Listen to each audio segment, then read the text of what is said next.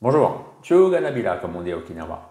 On va aujourd'hui parler de trois mots importants dans les arts martiaux du Japon, mais qui sont à la base des mots liés à la religion et au bouddhisme. Oui, parce que la religion au Japon, c'est le bouddhisme. Alors, vous voulez me parler du Shinto?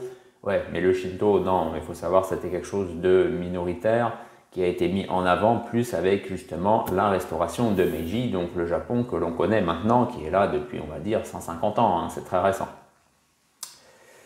Alors, ces trois mots, c'est Shugyo, c'est Hamon, c'est Dojo. Mais avant ça, n'oubliez pas les trois choses, partager, mettre le pouce en l'air et puis s'abonner. Voilà, ça permet à cette vidéo et à cette chaîne un peu de ressortir du lot.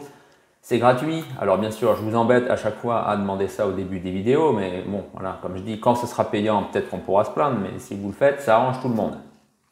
Allez, c'est parti. Alors, Shugyo, qu'est-ce que c'est? Shugyo, c'est ça. Shugyo. C'est court, hein? Shugyo. Il y a un autre mot qui est Shugyo qui s'écrit différemment. Enfin, en tout cas, il y a, comment dire, là, ici, c'est le même. C'est lui, en fait, qui est différent. Mais pour l'instant, là, on va se concentrer sur cette graphie. Donc, Shugyo.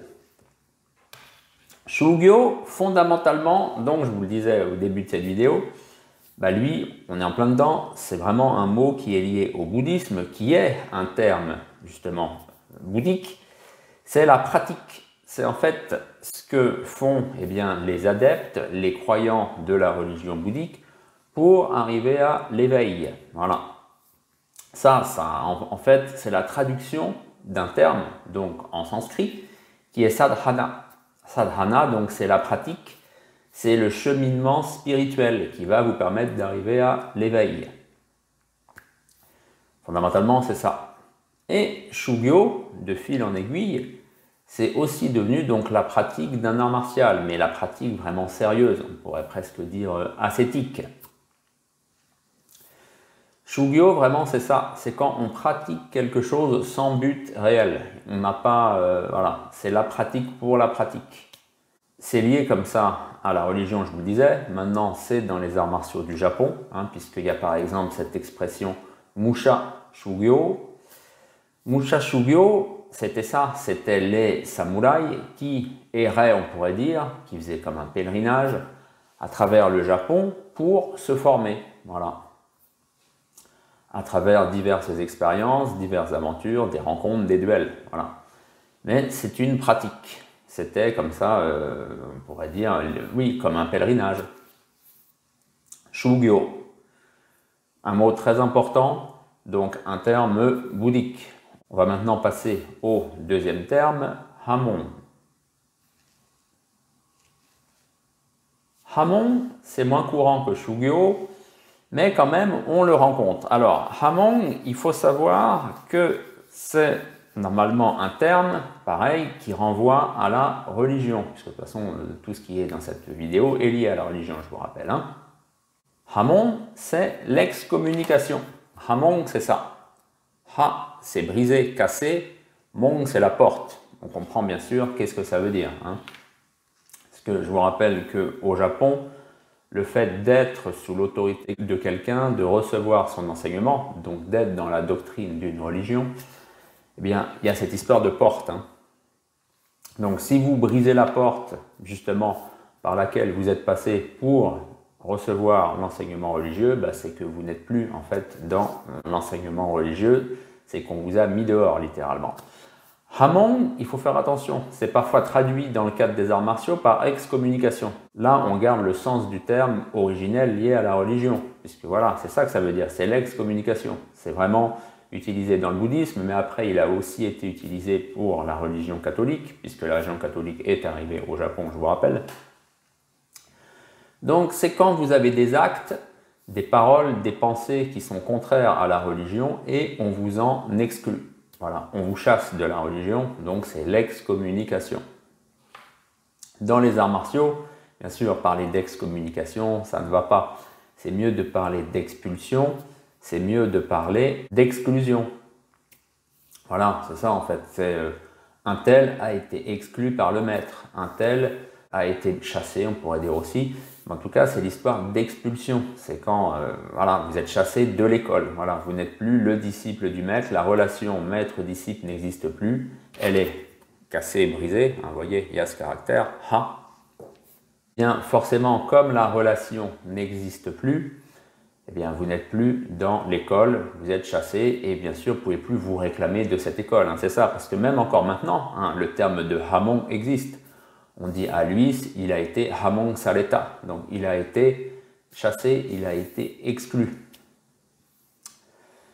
Mais il continue, parfois dans certains cas, l'individu continue de se réclamer de l'école, qu'il est toujours dans un lieu. Bah oui, mais non, puisqu'il en a été banni, chassé, c'est plus possible normalement. Il faut aussi avoir de la cohérence. Avant d'en arriver à notre troisième et dernier mot, il faut savoir qu'il y a beaucoup de mots comme ça qui sont, qui viennent du bouddhisme et qui sont utilisés bien dans le cadre des arts martiaux. Il y a par exemple aussi, on parle des fois de satori. Hein. Satori, c'est l'éveil. Vous pouvez aussi avoir l'éveil dans votre art martial. Il y a aussi le Gedo. Gedo, c'est l'hérésie. Donc normalement, c'est pareil. Il faut être bien dans la doctrine, dans la rectitude du bouddhisme. Et si vous en sortez, vous êtes de l'hérésie. C'est appliqué parfois aussi à des disciples d'une école martiale parce qu'ils font des choses qui ne sont pas justement en accord avec les canons de l'école, avec la direction de l'école.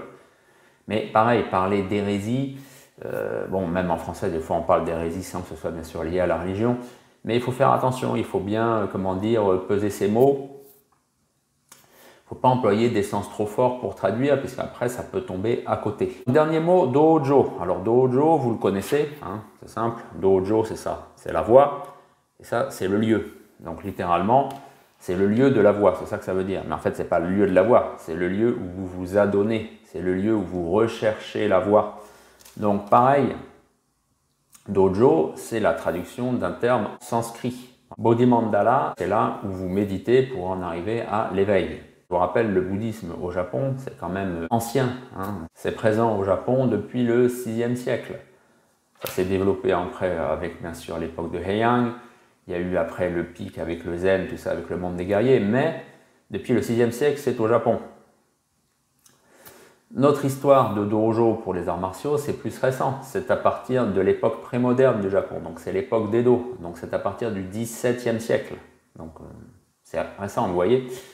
Et donc c'est pareil, on a pris justement cette notion de lieu où on étudie la voie pour la pratique du sabre, puisque je vous rappelle qu'à l'époque d'Edo, de toute façon, l'art martial, les arts martiaux, c'était le sabre, hein, c'était ça surtout. Hein, toutes ces pratiques à main nue, c'était secondaire. Hein, on faisait le sabre et puis rien d'autre. Dojo, pour les arts martiaux, bien sûr, même maintenant, hein, au Japon, de toute façon, quand on dit dojo, les Japonais pensent à la pratique d'un art martial, hein, plus que ce lieu où l'on médite, plus que ce lieu où on va vers l'éveil, bien entendu. Mais cette vidéo, c'est pour vous montrer les liens avec la religion. Le dojo, normalement, c'est ça, c'est un terme lié au bouddhisme. Voilà, j'en ai fini avec ces 3 termes. Je vous remercie de m'avoir suivi jusque-là. Commentez si ça vous intéresse. Puis n'oubliez pas toujours, s'abonner, aimer et partager. Allez, à bientôt!